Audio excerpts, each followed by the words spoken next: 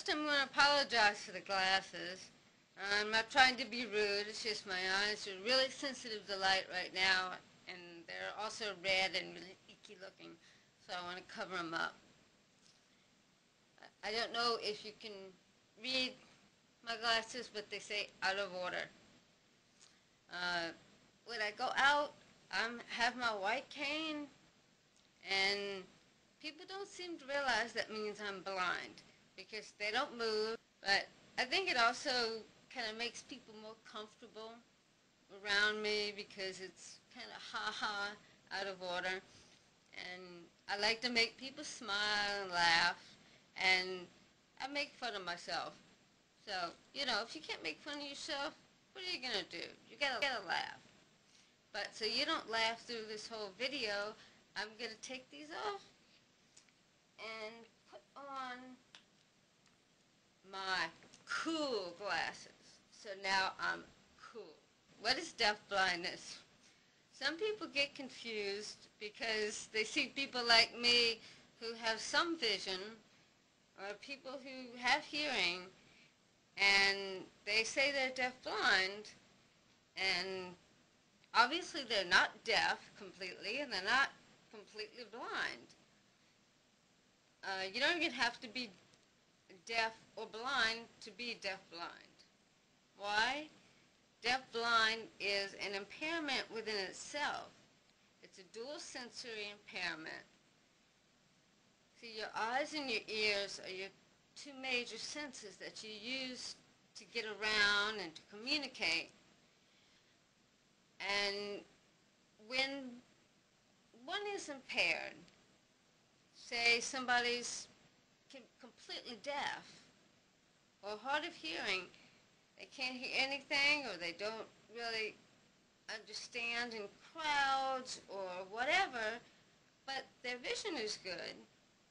They use their vision to see what's going on around them. Maybe they can lip read. Maybe they sign. You can write to them. They have ways to cope. And then if someone is completely blind or legally blind or visually impaired and just don't see well but can hear, they use their hearing to know what's going on in their environment. You can speak to them and communicate with them that way. But if someone has just a hard time understanding speech and hearing sounds, and they don't see very well, then it becomes very hard to communicate and to get around. And that's why deaf-blindness is something all of its own. So somebody can be hard of hearing and just have difficulty understanding speech and be visually impaired, which means their vision is 20/70 with best correction in the better eye, or a certain degree of vision. I'm not sure what that degree is, and be deaf-blind.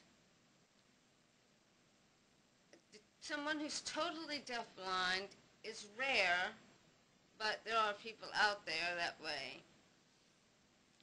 Personally, I'm completely deaf, and I'm near completely blind. I can see shapes and large movements. I can get around my house pretty good. So how do deaf-blind people communicate? There are a lot of different ways. If someone's hard of hearing, they may be able to understand speech to a certain extent. If they're deaf and visually impaired, they might be able to see signs. They might be able to read print, so you can write to them. But for the deaf-blind people who can't use any normal methods, there are lots of different methods out there. And the first one that I used with Keith, and I still use with my family now, is called print on palm, or POP.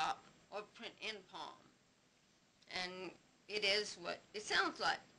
You take your index finger, or any finger you want, doesn't really matter, your toe, nose, I don't care, and you print the letters.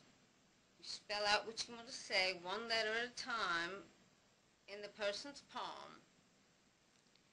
Or, as in some cases, when people have little feeling in their hands, or like when I was in the hospital and had IVs everywhere, you can write on their arm, their upper chest, their face, their back, anywhere, and they can just feel the letters, put it together. It doesn't seem like you'd be able to understand, and you're probably thinking, oh, I could never do that. But you get used to it, and it's kind of amazing, but you can do it. I think that's probably the least used method, and maybe the method that only newly deafblind people use, but I could be wrong about that. That's just my opinion, basically. There's also another method that I really haven't seen in use, but it's called the deaf-blind manual alphabet. And it's different. You touch the palm in different ways and make different shapes on the palm. And for instance, like A, E, I, O, and U. And then there's a letter that goes like that. And there's different ways you touch the palm, and it can be a quicker method of communication. I never learned it, and I've never seen anybody use it. I'm not sure that it's used a lot in the United States.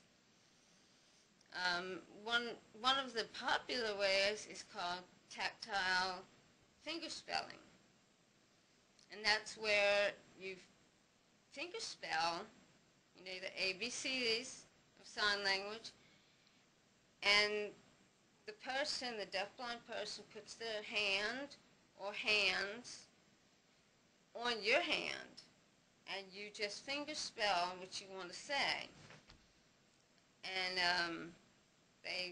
we can feel it. And that's the method that I use with Keith, and my best friend Beth, she's deaf, she signs, and we use that. Then there's also a tactile sign, which is using American Sign Language signs, and the person, again, puts their hands on your hands, or maybe one hand if they're really good at it, and they feel the. That's all I can think about to say. If you have any questions, or you want to know more about something, just ask why I started Pip's Cause. And yes, I'm going to plug my organization, my charity. It's Pip's Cause, www.pipscause.org. And I try to raise money to help the deafblind. Right now I'm trying to raise money to get some much needed equipment to help me be able to communicate with other people, because people, they don't want to write in my hand. They communicate with me through Keith, and so I can't really make friends, and it's kind of lonely. I have one friend, because she's the only one that's willing to communicate with me. So I think that's it to my rambling, for now, anyway. So, thank you for listening. Bye.